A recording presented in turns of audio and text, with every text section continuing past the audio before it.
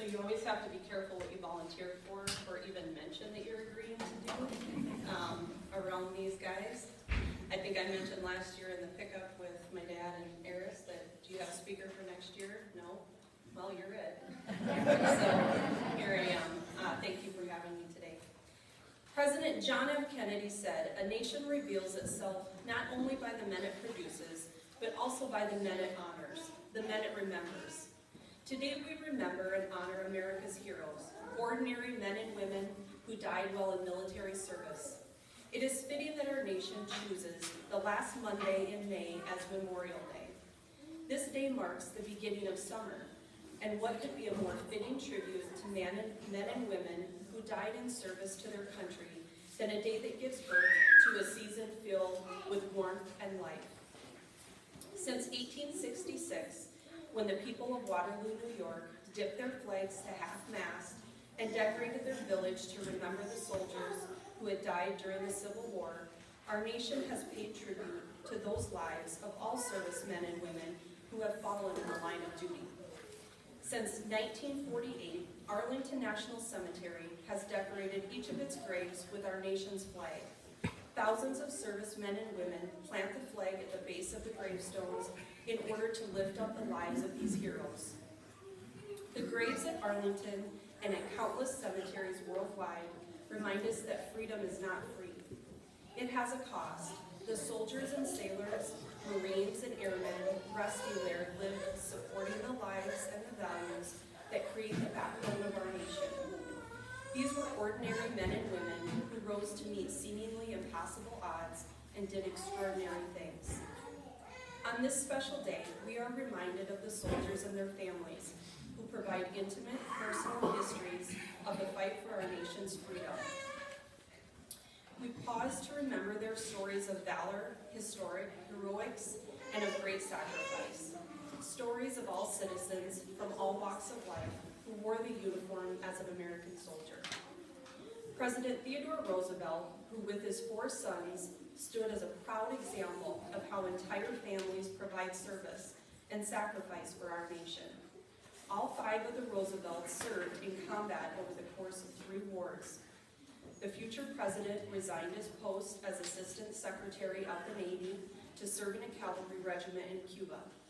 Quentin, the youngest, joined the Army Air Service when the U.S. entered World War I and was killed in aerial combat over France. Theodore Roosevelt Jr. led an Army battalion during World War I, fighting in several major battles where he braved hostile fire and was awarded the Distinguished Service Cross for his actions. He returned to the Army in 1940. At the age of 56, he was the only general to make the initial landing in Normandy and one of the first soldiers off his landing craft. After landing 1 mile south of the planned beachhead, Roosevelt, walking with a cane, said, "We'll start the war from right here," and he led his troops inland. For his leadership and valor on D-Day, Roosevelt was awarded the Medal of Honor. 36 days later, he died of a heart attack and was buried beside his younger brother in Normandy. While the Roosevelts enjoy great fame in American history, more often than not, our heroes are ordinary citizens, our neighbors, our friends, and those who answered the nation's call when we needed them most. Between our 3 local cemeteries, we read the names of over 175 veterans. While many of these local veterans were able to return home after the war, there are also many local heroes that paid the ultimate sacrifice while they were still on duty. One family in this community was the Yandel family. Joseph Yandel, along with his brothers Edward and Clem, all 3 served their country and are laid to rest here in Zell. Joseph enlisted in the Army on October 16, 1940, when he was just 23 years old. He was assigned to Company E, 7th Infantry. Not long after training, he sailed by boat to Casablanca, Africa, arriving there just before President Franklin D. Roosevelt made his first visit. From Africa, he sailed to Sicily, where he stayed there for a short time and then sailed on to Salerno, Italy. It was in Salerno that the Germans were dug into a hill, and according to his fellow servicemen, they asked for a volunteer to take 40 men in, and it was Sergeant Yandel who volunteered. Sergeant Joseph Florian Yandel was killed on October 16, 1943 in the Battle of Salerno, Italy, 2 days after he would have been discharged. Sergeant Yandel was awarded the Purple Heart for his bravery and sacrifice. Walter Mager is a World War II veteran whose name is read every year in Rockham. He joined the Army and reported for active duty in April of 1941 at Fort Snelling in Minnesota. He was sent overseas on April 30th, 1942 to Ireland, then to Africa, then to Italy.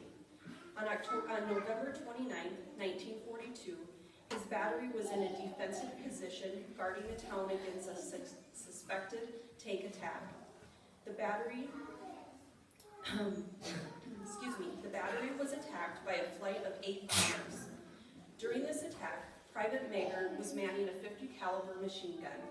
The bombers circled into the sun and proceeded to bomb the machine gun area.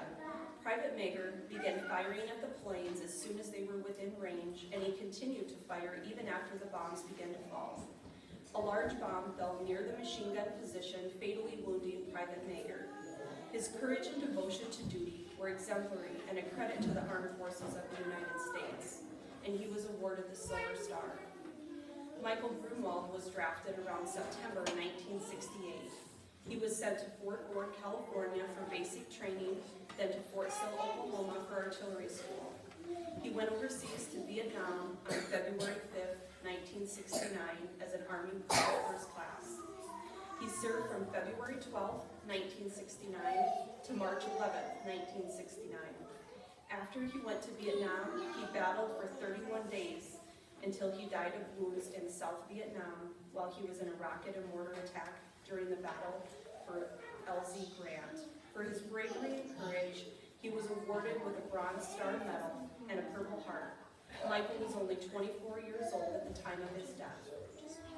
From wars of long ago to those of recent times, this day provides us, as a nation, an opportunity to pause and remember the service and sacrifice of so many different and remarkable people.